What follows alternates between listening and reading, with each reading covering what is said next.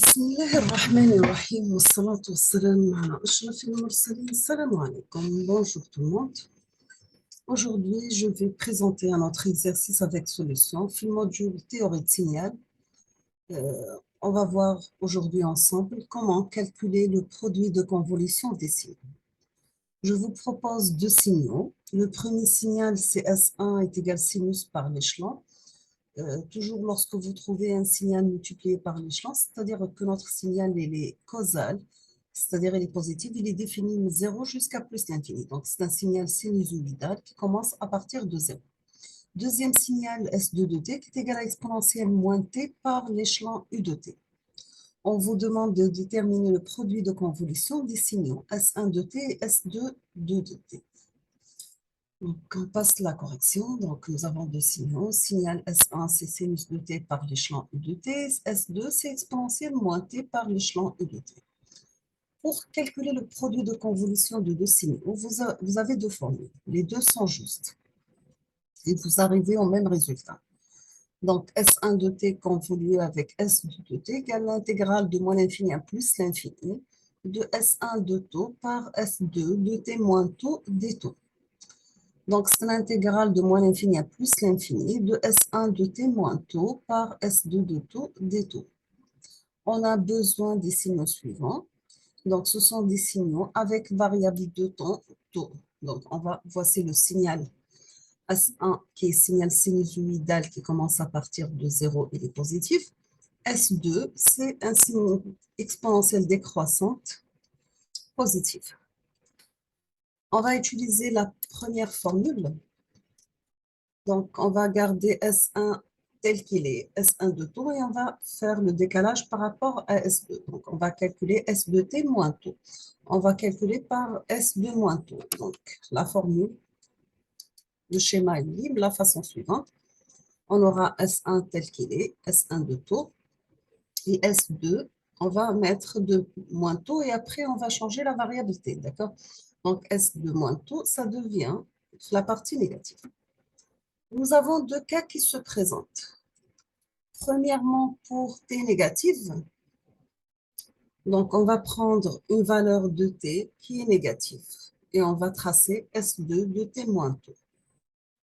Dans ce cas, on voit bien qu'on n'a pas un chevauchement entre les deux signaux. Donc le produit de convolution est 0. Dans ce cas, le produit de S1 de taux par S2 de t moins taux égale à 0.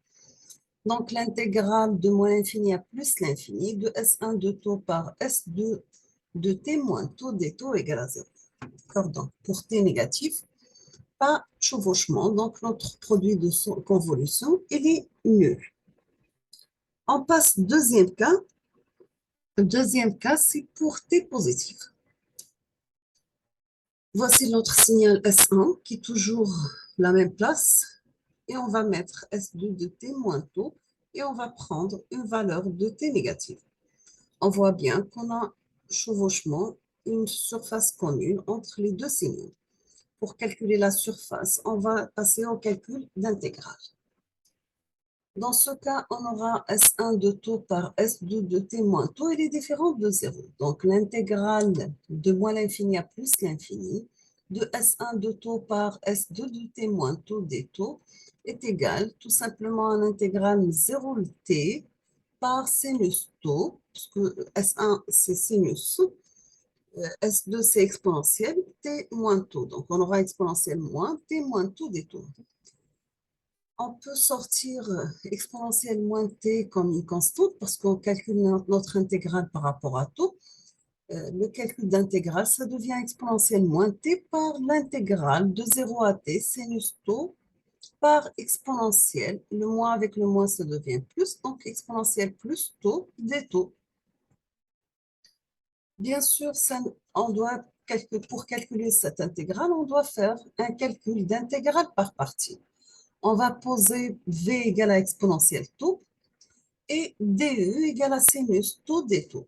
Donc, pour l'intégrale de 0 à t sinus taux, exponentielle taux des taux, et vous laissez V par U moins l'intégrale de U par V'.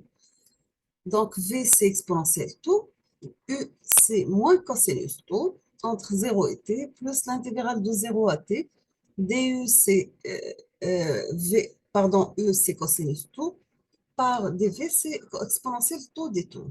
On va poser la même chose. Nous sommes arrivés à un calcul d'intégrale qu'on va faire intégrale par partie une deuxième fois. On va poser cette fois CV égale à exponentielle tau, du égale à cosinus tau des taux. L'intégrale de 0 à t cosinus tau exponentielle tau des taux est égale sinus tau par exponentielle tau entre 0 et t moins l'intégrale de 0t sinus tau par exponentielle tau. On va faire un autre intégrale par partie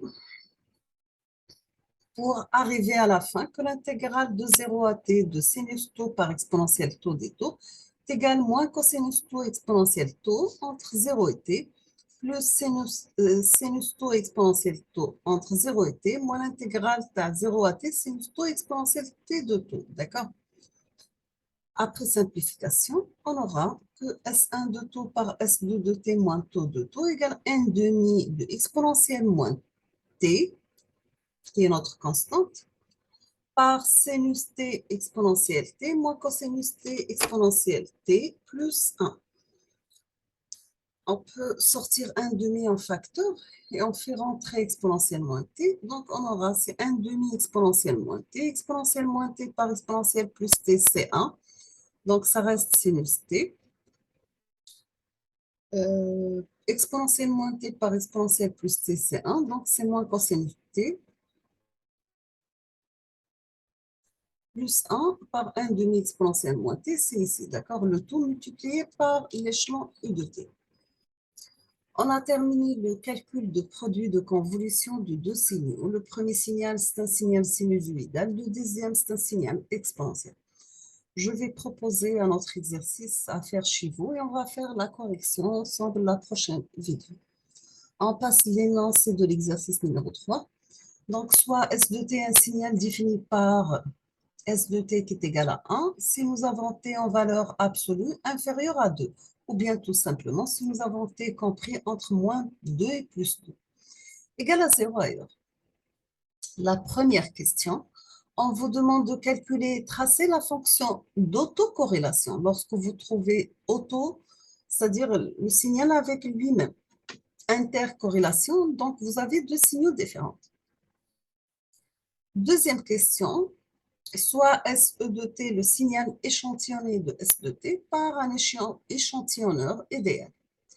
On vous demande de donner le modèle de cet échantillonneur, donner l'expression générale de S échantillonné de t et représenter le signal échantillonné de SE de t pour une période d'échantillonnage, avec une période d'échantillonnage qui est égale à 0,5, d'accord?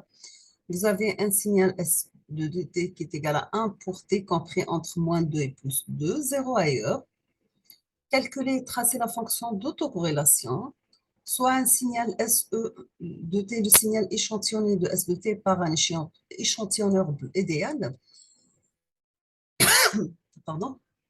On vous demande de donner le modèle de cet échantillonneur, donner l'expression générale de S échantillonné de t, représenter le signal échantillonné de S échantillonné de t par une période d'échantillonnage qui est égale à 0,5.